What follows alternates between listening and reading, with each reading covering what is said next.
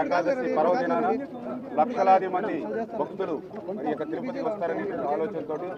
వాళ్ళందరికీ కూడా ఎటువంటి ఇబ్బంది కలగకూడదు అనేటువంటి ఉద్దేశంతో వాళ్ళకి సమయాన్ని కేటాయించే విధంగా ఏదైతే స్టాటిక్ దర్శనాలు ఇవ్వాలనేటువంటి ఆలోచనతో మరి 10, 11, 12 3 తేదీలో కూడా ఇస్తామనే ప్రకటన ఏదైతే టీటీడీ నుంచి రావడం జరిగిందో దానికి ఒక రోజు ముందుగానే అటు కర్ణాటక, తమిళనాడు, మన ఆంధ్ర నుంచి పెద్ద ఎత్తున లక్షలాది మంది భక్తులు తరలి రావడంతో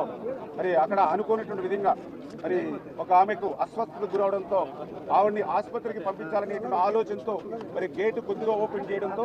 ఆ యొక్క టికెట్ల కోసం ఓపెన్ చేశారనేటువంటి ఆలోచనతో పెద్ద ఎత్తున అందరూ ఒక్కసారిగా దూసుకురావడం సంఘటన జరగడం చాలా చాలా దురదృష్టకరం. మరి ఇందులో 48 మందికి గాయాలు అవ్వడం, అదేవిధంగా 6 చనిపోవడం చాలా దురదృష్టకరం.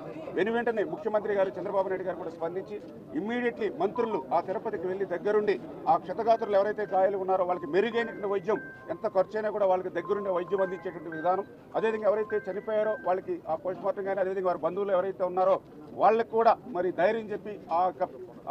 చనిపోయినటువంటి వ్యక్తి మరి ఆ యొక్క కుటుంబానికి చేరేంత వరకు కూడా దగ్గరుండి పర్యవేక్షణ చేయమని ఏదైతే ముఖ్యమంత్రి గారు ఆదేశాలు ఇచ్చారో దాని ప్రకారం ఈ రోజు మంత్రులు కూడా వచ్చి దగ్గరుండి పర్యవేక్షణ చేస్తున్నామని చెప్పి తెలియజేసుకుంటూ మరి ఖచ్చితంగా ఏదైతే ఆ భద్రతా లోపాల్లోనా లేకపోతే అనుకోని విధంగా సంఘటన జరిగిందా లేదా ఇతరత్ర ఏదైనా మరి ఉందా అనే విషయాన్ని ఖచ్చితంగా దర్యాప్తు చేసి భవిష్యత్తులో ఇటువంటివి పునరావృతం కాకుండా ఏ రకంగా తీసుకోవాలనేది అక్కడ ఉన్నటువంటి సంఘటనలో ఉన్నటువంటి బాధ్యులు ఎవరైతే ఉన్నారో వాళ్ళ దగ్గర నుండి అదేవిధంగా సీసీ కెమెరాలు ఇవన్నీ కూడా పరిశీలన చేస్తూ ఉన్నాం. ముఖ్యమంత్రి గారు కూడా ఈ రోజు మధ్యాహ్నం వచ్చి ఆ క్షతగాత్రులు ఎవరైతే గాయాలు పాలైనటువంటి ఎవరైతే ఉన్నారో వాళ్ళని పరామర్శించిన తర్వాత మరి టీటీడీ తోటి అదేవిధంగా అధికారులతో కూడా రివ్యూ చేస్తారు కాబట్టి ఆ రివ్యూ ద్వారా తదుపరి చర్యలు కూడా తీసుకుంటామని చెప్పి మీ ద్వారా తెలియజేస్తాం.